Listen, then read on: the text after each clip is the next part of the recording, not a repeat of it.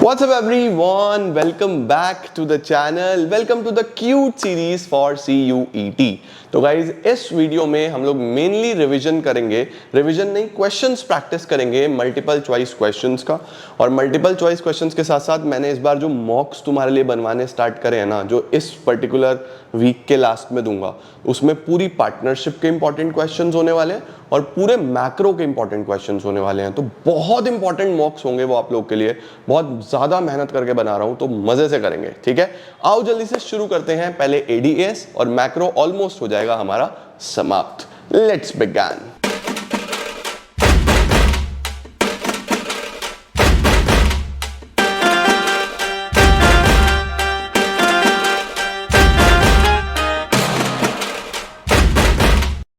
चलो यार शुरू करते हैं हम लोग क्वेश्चन नंबर 1 के साथ। देखो क्या लिखा है हमारे पास। Question number 1, according to the theory of Keynesian economics. Keynesian बेटा मैक्रो इकोनॉमिक्स में ही चलता है, तो कीनेसियन इकोनॉमिक्स में the value of APC, APC की वैल्यू कैन नेवर बी, क्या कभी नहीं हो सकती। क्या एपीसी पॉजिटिव हो सकता है? बिल्कुल होता है।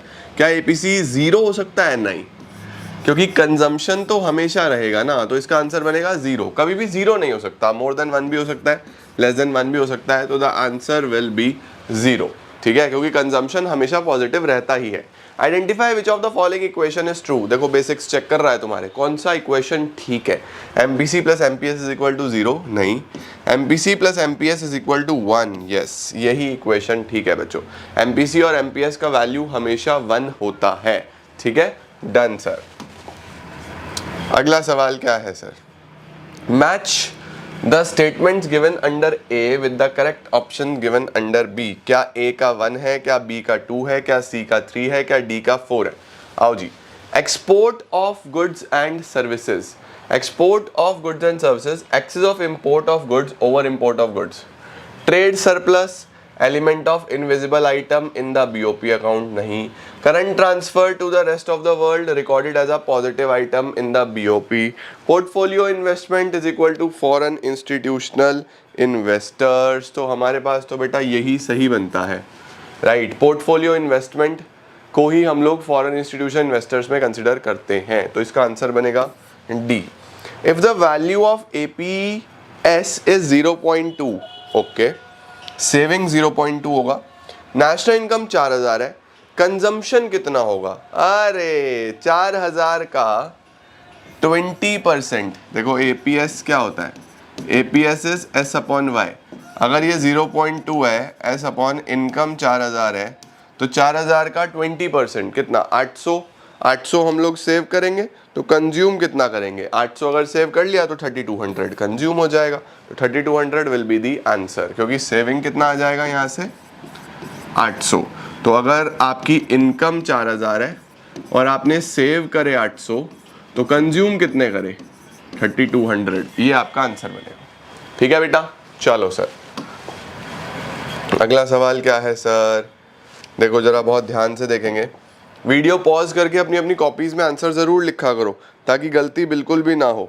ठीक है, देखो, if increase in national income is equal to increase in consumption, अगर आपने जितना इनकम बढ़ा उतना ही कंजम्पशन भी बढ़ा दिया। Identify the value of MPS. भैया जितना इनकम बढ़ा उतना ही कंजम्पशन भी बढ़ा दिया, तो ये तो जीरो हो जाएगा। चेंज इन सेविंग तो जीरो हो जाएगा, क्योंकि आप सेव कुछ कर ही नहीं पाओगे।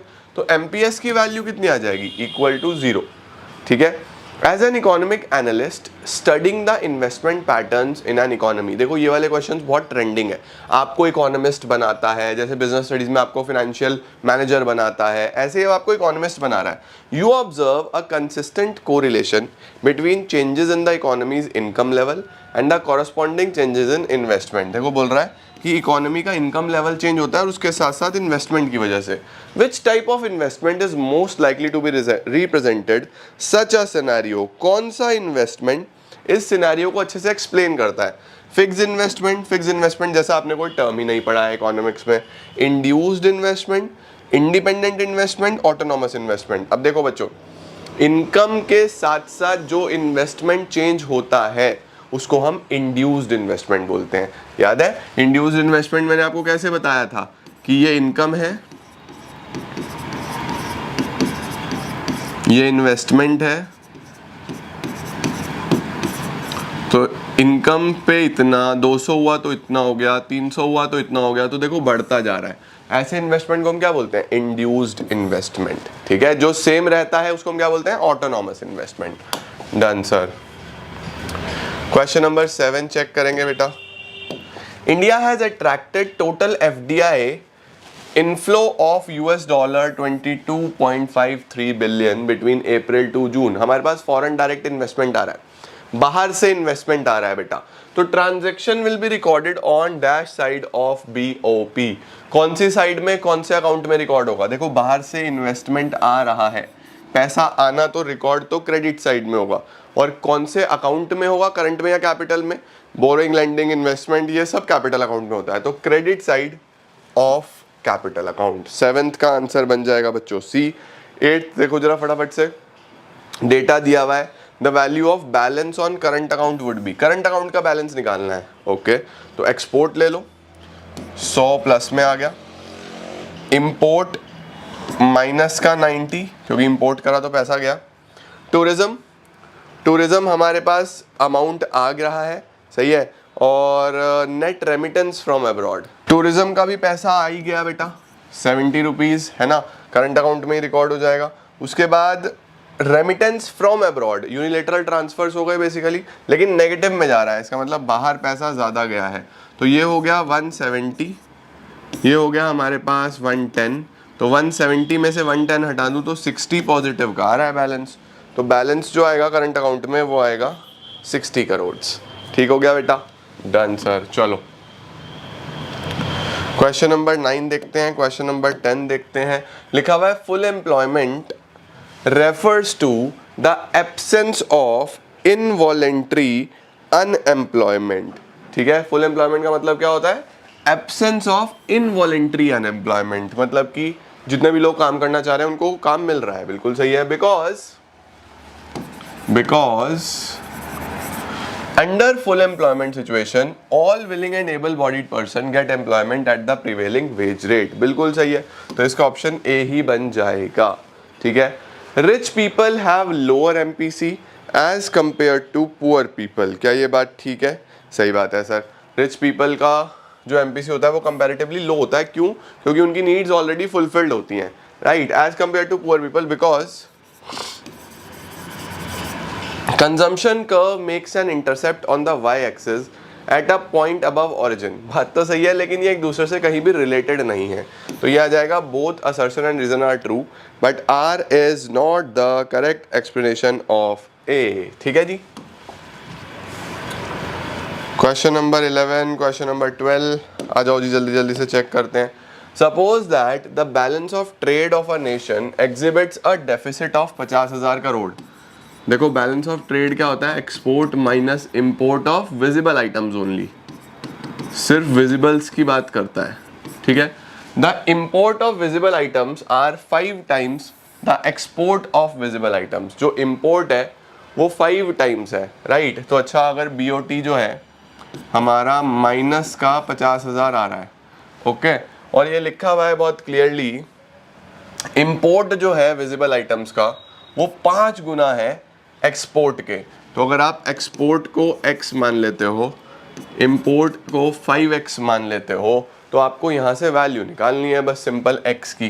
ठीक है, द वैल्यू ऑफ एक्सपोर्ट से पूछ रहा है यहाँ पे, तो अब sir x minus 5x, x में से 5x हटा दूँ, राइट, तो यहाँ पे क्या वैल्यू आपके सामने आएगी? तो ये आ जाएगा बेटा माइनस का 50,000 माइनस का 4x, तो x का वैल्यू माइनस से माइनस खत्म, 50,000 अपॉन 4 12,500 आ जाना चाहिए, 12,500 हमारा आंसर आ जाएगा। ठीक है, identify which of the following is an intangible item. कौन सा इंटेंजिबल आइटम है? Export of food grains, import of crude oil, export of IT services, import of coal. Of course IT services, IT services हमारे पास एक intangible item में आ जाता है। Done sir.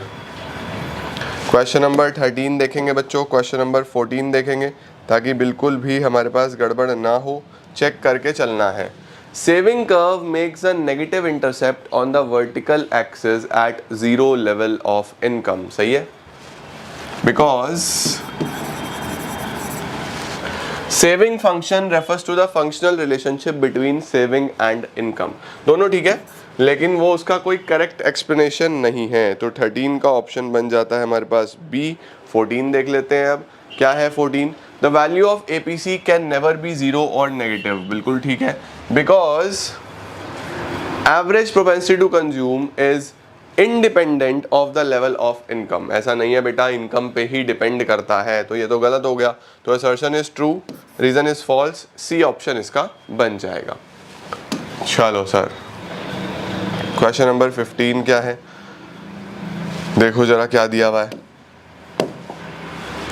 Suppose country X has more inflation than country Y. Okay, X में महंगाई ज्यादा है, वाई में महंगाई कम है, ठीक है। Which of the following is most likely situation to happen in such a case. क्या होगा अगर महंगाई ज्यादा है, इन्फ्लेशन ज्यादा है एक्स में, सरप्लस ट्रेड बैलेंस होगा कंट्री एक्स का।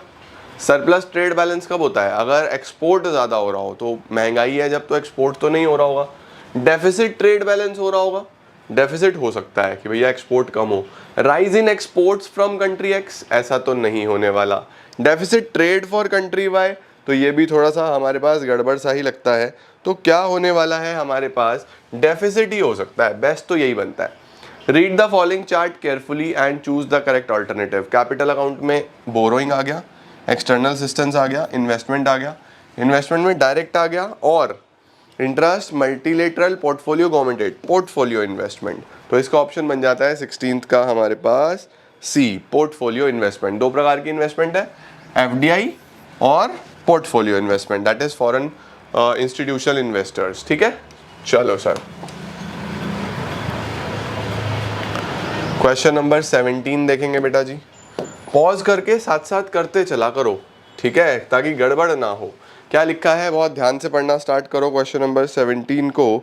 इसमें लिखा है हमारे पास, in a two sector economy consumption expenditure and investment expenditure are two components of AD. AD is equal to C plus I होता है, बिल्कुल ठीक है। Aggregate demand curve always starts from the point of origin. नहीं भाई, नहीं हो सकता, ये गलत है, गलत हो गया। Statement 1 is true, statement 2 is false. Origin से थोड़ी शुरू ना होता है, वो तो ऊपर से शुरू होता है, ठीक है जी, परफेक्ट हो गया। चलो क्वेश्चन नंबर 18, क्वेश्चन नंबर 19 क्या लिखा है। Consumption function assumes that consumption changes at a constant rate as income changes. ये बोल रहा है हमारे को कि कंजम्पशन फंक्शन ये एज्यूम करता है कि कंजम्पशन कांस्टेंट रेट पे चेंज होगा। हमने जितना भी चैप्टर में पढ़ा है, तो हम यही एज्यूम करके चलते हैं कि कंजम्पशन उतने ही एक कांस्टेंट रेट से बढ़ रहा है, राइट। स्टेटमेंट 2 में लिखा हुआ है, autonomous consumption is the ratio, autonomous consumption is the ratio of C to Y. ये तो गलत हो गया, एपीसी होता है। तो statement 1 is true, statement 2 is false. तो 18 का हमारे पास बन जाता है सी। 19 का देखते हैं अब। The level of consumption has a direct impact on the amount of saving individuals can accumulate over time. क्या कंजम्पशन का ही इम्पैक्ट होता है सेविंग पे? ऑफ कोर्स, अगर कंजम्पशन ज़्यादा होगा तो सेविंग कम होगा, कंजम्पशन कम होगा तो सेविंग ज़्यादा होगा, तो कंजम्पशन का तो डायरेक्ट इम्पैक्ट है। Higher consumption rates offer lead to lower savings, बिल्कुल सही है, दोनों सही है। तो both the statements are true. चलो sir, question number 20, question number 21 आ जाइए। Assuming that the following data is given for an imaginary economy, exports दिए हुए हैं, इम्पोर्ट्स दिए हुए हैं, द बैलेंस ऑफ ट्रेड, अच्छा 2020 का भी दिया हुआ है, 2021 का भी दिया हुआ है। The balance of trade dash by rupees dash. आओ जी, सबसे पहले 2020 का निकाल लो, एक्सपोर्ट माइनस इम्पोर्ट, तो यहाँ तो 200 आ गया, 1100 माइनस 850 और 150 और 100, यहाँ 250 आ गया, तो 200 से 250, 50 से बढ़ गया, इंक्रीज्ड बाय 50 करोड़। चेक करो बेटा जी, क्वेश्चन नंबर 20 का आंसर बन जाता है हमारे पास सी, ठीक है। Gifts and remittance sent abroad, gifts आपने भेजे हैं, यूनिलेटरल ट्रांसफर है, पैसा जा रहा है, डेबिट साइड में आएगा करंट अकाउंट के, debit side of current account, unilateral transfer sent abroad. 21 का ऑप्शन बनेगा बेटा जी डी। आ जाओ क्वेश्चन नंबर 22, 23 क्या है सर 22 में। If in an economy the value of investment multiplier is 4, ठीक है, के 4 है, Autonomous consumption is 30 crores. C bar is 30. Relevant consumption function would be. Consumption function क्या होगा? अच्छा अब देखो क्या होता है बच्चों आपके पास consumption function C is equal to C bar plus B Y, right. अब C इज इक्वल टू 30 तो है, B निकालना है। B कैसे निकलता है? K is equal to 1 upon M P C, 1 upon M P S, right. K is equal to 1 upon M P S, सही है। अब K कितना है? 4, 1 अपॉन एम पी एस, इसको इधर ले जाओ। MPS is 1/4 that is 0.25. MPS अगर 0.25 है बच्चों तो MPC 0.75 होगा, तो 30 प्लस 0.75y, ये ऑप्शन चाहिए मुझे। 30 प्लस 0.75y ये रहा, तो 22 का जो आंसर बन जाता है बेटा वो होगा हमारे पास A, ठीक है। 23 देख लो। If the MPC is greater than MPS, MPC greater than MPS है तो मल्टीप्लायर की वैल्यू कितनी होगी? देखो MPC और MPS दोनों 1 होते हैं, ठीक है। MPC बड़ा लेना है तो MPC आप 0.6 ले लो, तो MPS कितना होगा? 0.4 हो जाएगा। तो K का क्या वैल्यू होगा? 1 upon MPS, 1 upon 0.4,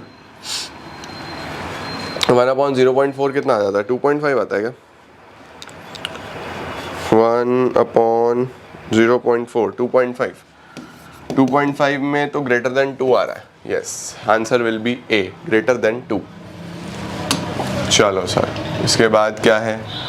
24, 25 reason assertions बेटा बहुत ध्यान से देखो।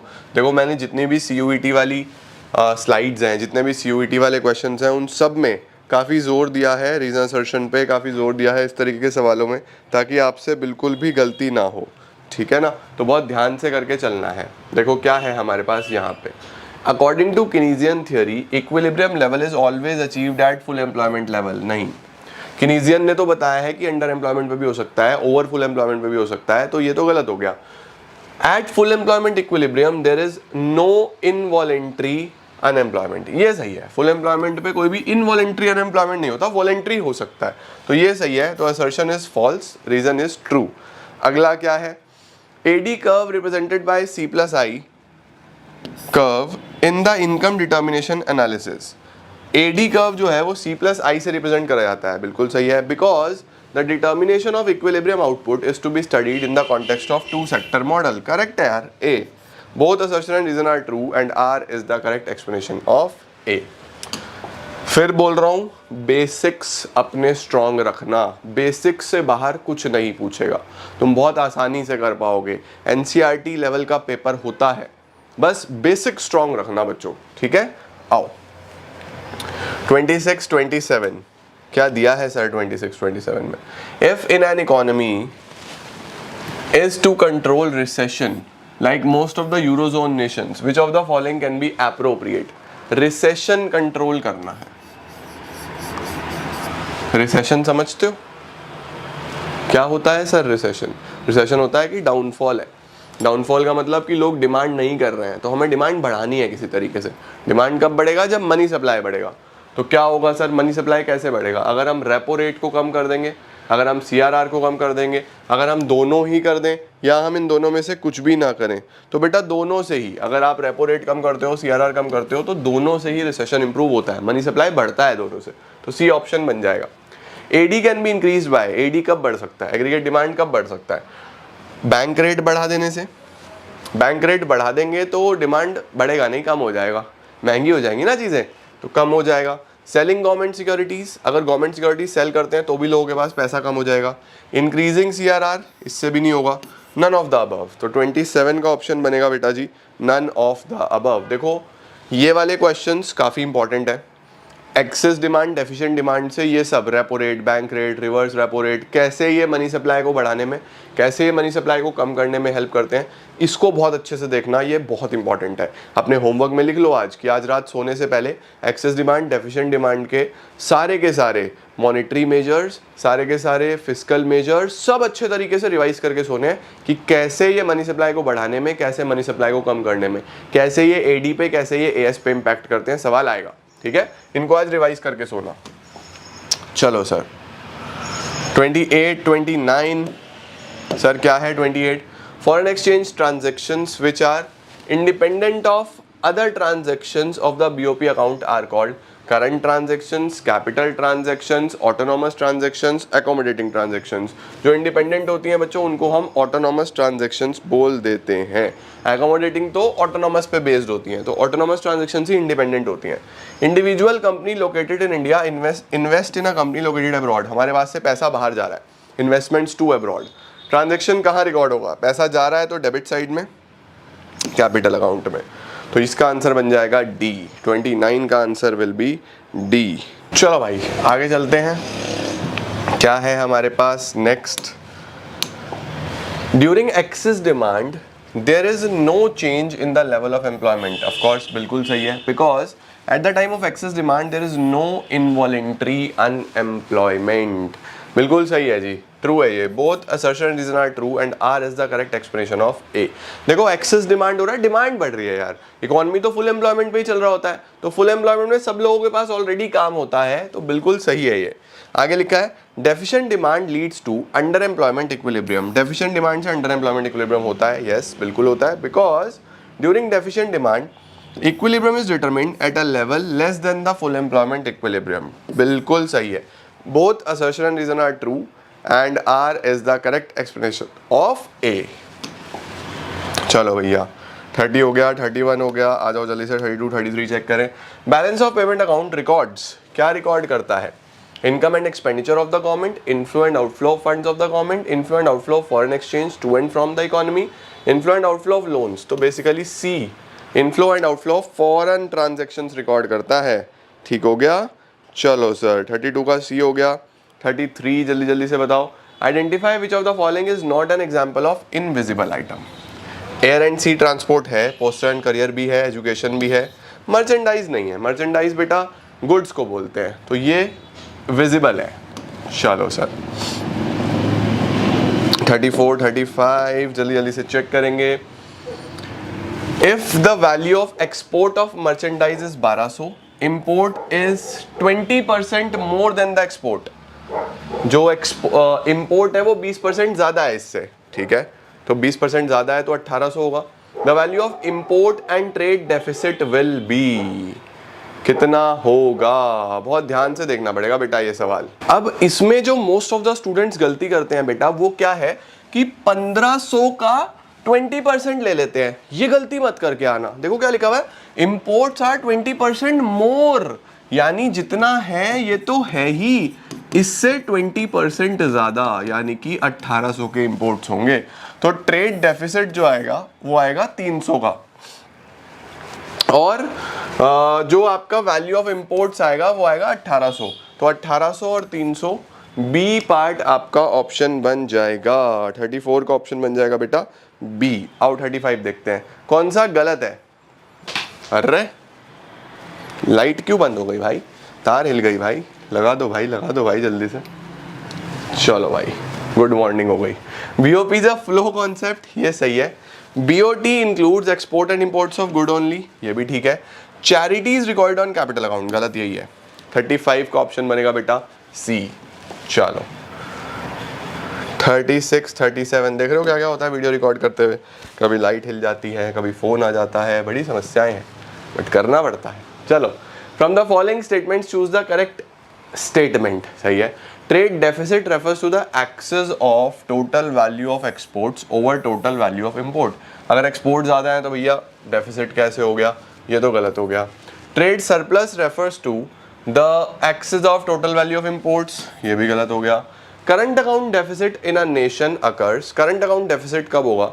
When foreign exchange receipts in current account fall short of foreign exchange payments in the current account. ये सही है बच्चों, ये बिल्कुल सही है. तो 36 का जो ऑप्शन बैठ जाता है हमारे पास वो बैठ जाएगा सी पार्ट. ठीक है. डी देखो क्या लिखा हुआ है, current account surplus in a nation अगर when credit items of BOP. भाई करंट अकाउंट देखना है तो पूरा बीओपी क्यों देख रहे हो? ये भी गलत हो गया. From the following which of the following item would appear on the credit side of capital account. Capital account के क्रेडिट साइड में क्या चीजें आने वाली हैं? जल्दी से बता दो. एजुकेशन कंसल्टेशन सर्विसेज है भैया, करंट अकाउंट में जाएगा. Borrowings from rest of the world, borrowings पैसा आ रहा है, कैपिटल के क्रेडिट में पूछ रहा है ना, यस यही आ जाएगा 37 का बी। आओ सर 39, 38 क्या है 38? Suppose in hypothetical economy the income rises from 500 crore to 600 crore. Income जो है वो 500 से 600 हो गया, ठीक है, और इससे कंजम्पशन क्या हुआ, 400 से 500 हो गया, कंजम्पशन 400 से 500 हो गया, ठीक है। Marginal propensity to consume would be, MPC बताना है, तो delta C is 100, delta Y is also 100, तो 100 अपॉन 100 विल बी 1, तो आंसर बनेगा सी। 38 का ऑप्शन आ गया बच्चों आपके पास सी। 39 क्या है हमारे पास, if the value of APC is 0.8, national income is 4000, saving कितना होगा? अरे ये तो पहले भी आया था, बताओ। एपीसी अगर 0.8 है तो एपीएस 0.2 होगा, यानी 20%, 4000 का 20% 800, सी पार्ट, ठीक है जी, डन है। चलो sir last question for today. आज मुझे उम्मीद है तुम्हारे 40 में से 40 आने चाहिए। क्या लिखा है देखो यहाँ पे, owing to Russia Ukraine crisis, Russia Ukraine पे बेटा बहुत सवाल आएंगे, ध्यान रखना, ट्रेंडिंग टॉपिक है। Russia Ukraine crisis, the world is experiences rising crude oil prices due to supply side issues. Crude oil का प्राइस बढ़ रहा है, ठीक है। Identify the most likely impact on the BOP situation of Indian economy. इसका Indian economy के BOP पे क्या फर्क पड़ेगा? Production of cars will rise, नहीं भैया। Production and sale of cycles will rise, देखो साइकिल्स हो रही है लेकिन बीओपी पे क्या फर्क पड़ता है? बीओपी तो इंपोर्ट एक्सपोर्ट की बात करता है। Inflow of US dollars will rise, बाहर से यूएस डॉलर्स आएंगे, क्यों आएंगे भैया? Outflow of US dollars, yes outflow होगा ज़्यादा, क्योंकि क्रूड ऑयल का प्राइसेस बढ़ रहा है, ओवरऑल इन्फ्लेशन होगा, बाहर से सामान मंगाना पड़ेगा तो पैसा बाहर ज़्यादा जाएगा, तो 40 का ऑप्शन बन जाएगा आपके पास डी, ठीक है जी।